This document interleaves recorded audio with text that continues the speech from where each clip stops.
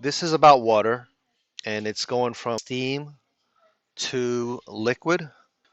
If we draw the heating curve of water, looks something like this.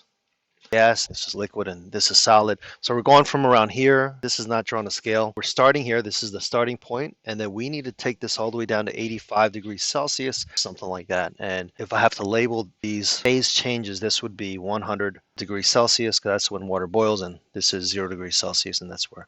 All right, so going to make our way from the start to finish. We'll break this up into 3 parts is what we'll need to do.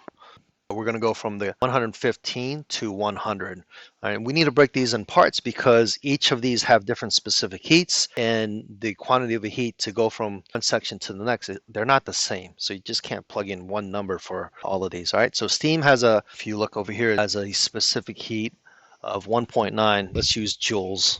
Anytime you see a slope on your heating curve, you can use your Q equals MC delta T. The mass is 321 grams right there. Specific heat of steam, 1.9 joules per degree Celsius grams. The change in temperature is now final minus initial. The final for this segment, and then this is initial. So the final is going to be 100 minus 115, negative 15 Celsius. All right, grams cancel out, Celsius cancels out, and you punch those numbers in. Let's see what we get. Negative 9,148.5 joules. This is known as a phase change.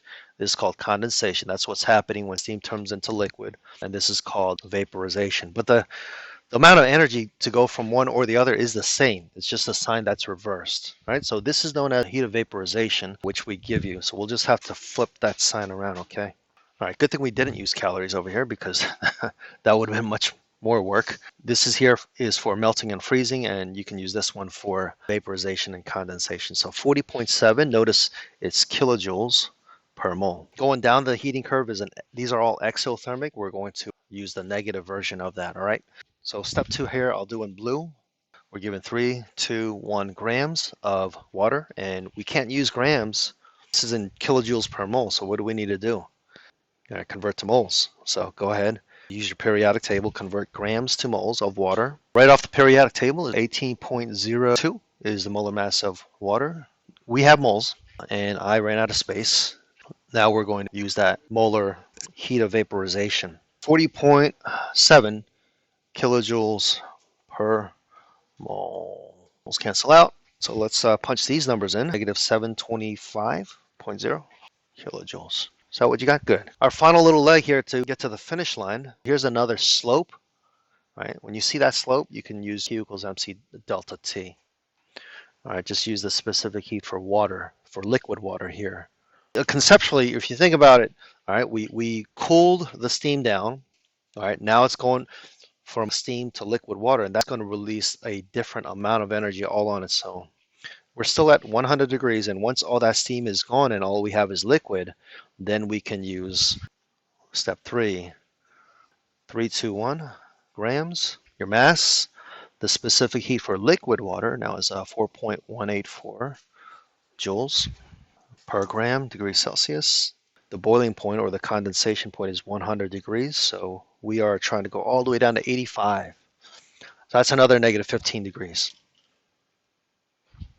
Oh, it's a symmetrical problem. All right, so negative 15 degrees because 85 minus 100 is negative 15 Celsius. Celsius cancels out, grams cancel out, and let's punch these numbers in. Negative 20,146. Okay, that's joules. Our final step is to add all the energy values up. All right, so we've got joules and kilojoules. The easiest thing to do here is just turn your joules into kilojoules. 1, 2, 3. Moving the decimal 3 times to the left is the same as dividing by 1,000, which is how many joules you have in a kilojoule. This is going to be negative 9.1485 kilojoules, if you like. This is already in kilojoules, right? There's a decimal there. And let's do the same thing down here, right? 20.146 kilojoules. Now we can add them all up, and then we'll have our final answer. You can round your final answer and proper sig figs with that one. Now it's going to be negative 754 kilojoules is our final answer for this problem.